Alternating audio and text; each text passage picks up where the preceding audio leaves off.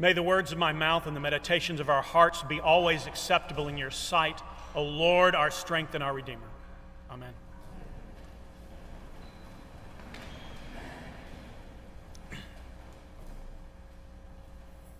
was about 20 years ago, and Sarah, my wife, and I had met a new couple who we were quickly becoming friends with and excited about this new relationship that we were developing with them. A couple of months into the relationship, into the friendship, we were going out of town, going to do something. I can't even remember what it was, and we were talking about the plans we were making and going to board our dog with the vet, and they said, no. You don't have to board your dog with the vet. We got plenty of room here. We have our own dogs. We love animals. Give us your dog, and we'll keep your dog for the weekend. And we thought that was fabulous. It was wonderful. What a great kind of sign of our budding friendship that we will, handle these kind of mutual things for one another. So we did. We left our dog. It went great. We had a wonderful time. We came back. We picked up our dog. Everything was wonderful. Then a couple of months later, they're going out of town, and so they're talking about the plans they're making, and we said, oh, we'll keep your dog for you. And they said, oh, thanks. But no, we've made other plans. And Sarah and I kind of drove away from our dinner with them that night, kind of a little hurt that we didn't get an opportunity to kind of offer the same wonderful gift of service that they had offered, but we kind of came to the conclusion that they probably forgot they kept our dog and that we could keep their dog for them, and they probably just made other plans, and at this point they couldn't break it. And so, a couple of months go by again, and we have someplace we're going, and they keep our dog for us. Well, long story short, maybe that's too late. But anyway, a longer story, a little shorter, is ultimately they kept our dog for 3 times, and they would never allow us to keep their dog. Now, there were other elements of our relationship that turned out to be like this, that they would do things for us, but never allow us to reciprocate and do things for them. And eventually, Sarah and I talk about this all the time, we still were friendly with them, we still socialized with them, but we never became the deep friends that we thought we were going to become with them, because it's hard to have a relationship, a deep and meaningful relationship, with someone who all of the relationship only goes one direction. Deep, lasting friendships are based on deep connections, but those deep connections are made powerful when we find ourselves sharing one another's burdens without question. Those moments tend to form lasting bonds. Today, Jesus speaks directly about and clearly about marriage and divorce. It was a hot topic at the time of Jesus, and it was surprisingly easy for a man to divorce his wife.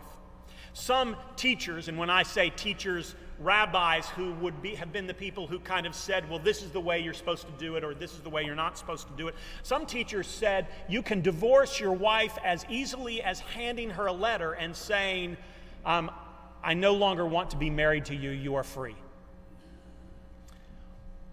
Women did not have the same privilege. As kind of an aside, men could pick anything. It could be for no other reason than I no longer find you pleasing, and a male could divorce his wife. Pretty much the only reason a woman could divorce her husband was for infidelity.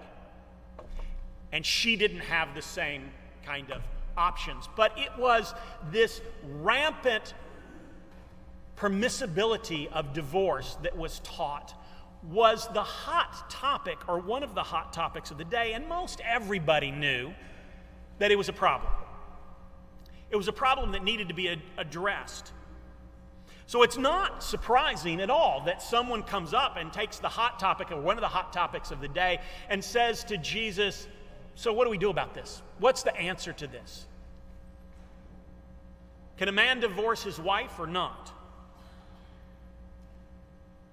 So it leads me to wondering, after we've read this scripture passage today, what would the hot topics of today be? Would it be divorce? If people had an opportunity to ask Jesus, would one of the first questions out of their mouth be, should people be able to get divorced or not? I'm guessing probably not. I'm guessing somewhere that's on the list, but I'm guessing that it is not anywhere near the top of the list anymore of what are kind of the questions, and particularly the relationship questions that we might have for Jesus.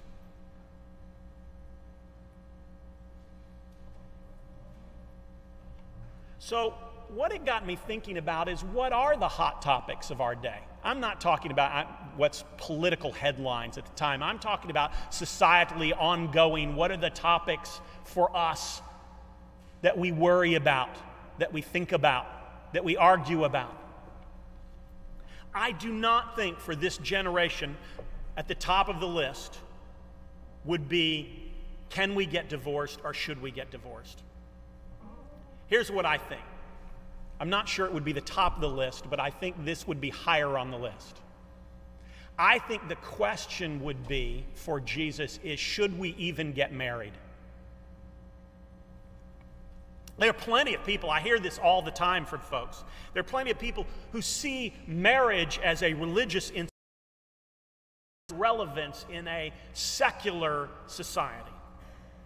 There are also plenty of people who see marriage as a governmental or social institution that no longer has merit when such a structure seems to restrain us from the very freedom that we long for. So I want to say today,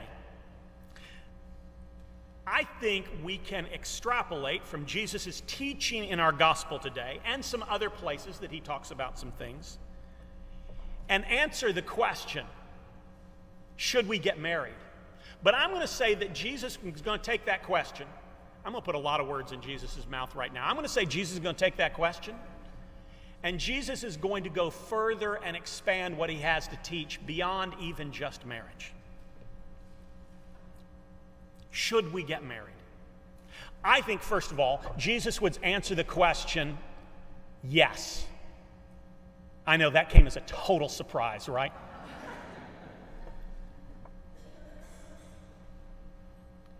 But I think that in Jesus answering the question of should you get married, the answer is yes. First of all, I think he would spend very little time on the kind of age-old reasons for that. In other words, mostly what many of us of a particular age grew up with is the reason you get married is to avoid immorality. You get married so that you don't do something that is sinful and broken. You get married to avoid what is wrong. Most of the rationale for marriage is less about doing what is right than avoiding what is wrong. I don't think that would be the rationale that Jesus would spend his time talking about. I think Jesus instead would start talking about marriage having less to do with avoiding what is unholy or immoral and everything to do with seeking that which is holy and spiritual and life-giving. But I think once you take that, you can extrapolate it into a larger truth. You see, God created humanity because part of the divine nature is to long for relationship. God created us because there is a longing within God's nature to seek relationships. When God created us, we were created in pairs. And we could say that we think that that's about procreation, but I think it's about something more important and more fundamental to our nature. Our need for relationship. The very nature of being human is to be created in the image of God. And that means that we are by nature created to long for, to need, and to be nurtured by strong and committed relationships.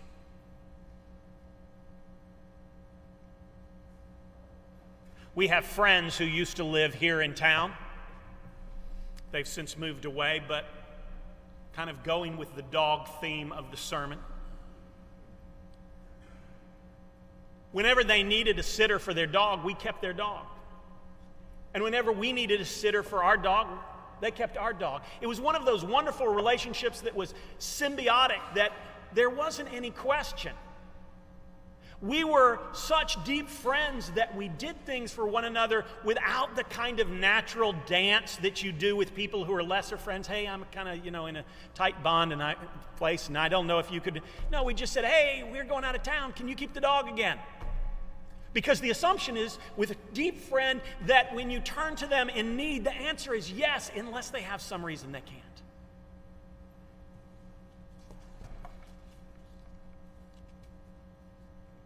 There's something wonderful and even holy about relationships in which we have an understanding of mutuality. We are there for one another. We're at an interesting point in history, I think. We are more connected than at any other time in history. Connected everywhere we go. From the car, yep, you bet it. In the bathroom, unfortunately, yes. To the sidewalk, yep, in the sidewalk. In the middle of the park, yes. I've gone hiking in the Smokies and had great cell reception everywhere I've been in the Smokies. In the midst of this hyper-connectivity, we are never out of touch. We're always capable of constant, effortless communication with one another, but in the midst of this, we may be less bound to one another emotionally than in any time in history. And that's not a generational thing. Before those of us who are over a particular age sit smugly and go, yeah, kids these days. Yeah, who raised kids these days? That's us. We created this world.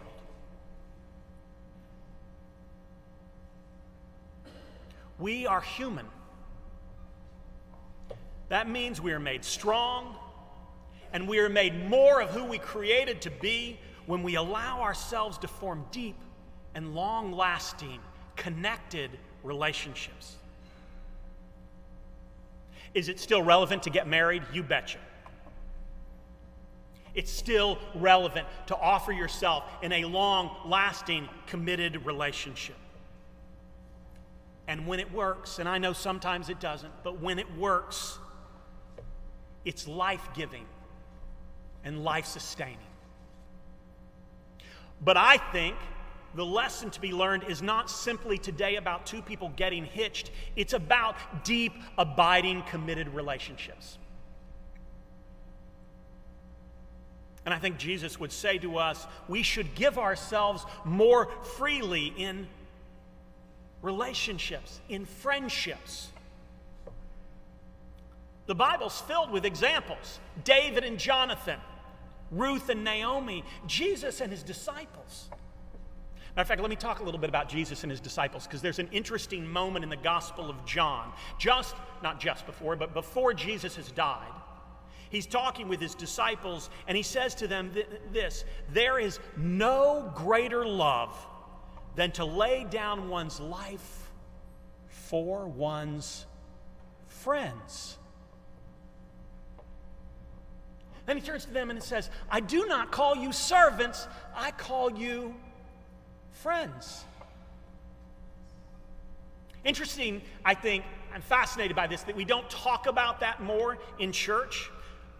Because when Jesus tells the disciples, same passage, I have made known to you everything that I know from the Father. That seems like a pretty important moment. I mean, it's kind of like a graduation. I don't know if the disciples are lined up in cap and gowns at that point, but Jesus has them and says, look, everything I know, I have told you it all. Everything you know, I've given to you. And in that important moment of Jesus announcing to them that you've got it, I've given you all that you need to know, how does Jesus commemorate that moment? How does he make it special? He marks it by calling the disciples friends. Now, given the emotional power of this particular scripture passage that I just talked about in John, it's kind of surprising that we don't just have a liturgy for marriage, but also a liturgy for friendship.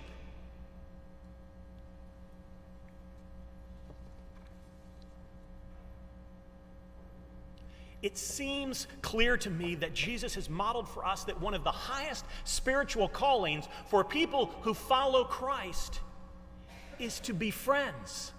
Not just friends with one another, not just friends within the community of faith, but to be friends out in the world beyond our boundaries. I know sometimes being Christ-like seems like an unreachable goal in our lives, to live our lives in a Christ-like way. But perhaps we can understand it better if we look at it in smaller increments. And in this case, we capture a part of what Jesus thought it meant to live as Christ. Because what we capture is, for Jesus to be Christ, he offers himself as a friend.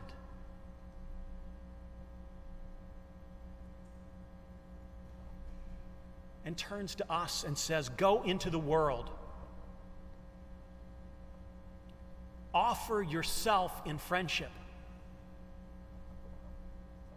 And you can be Christ-like too. Amen.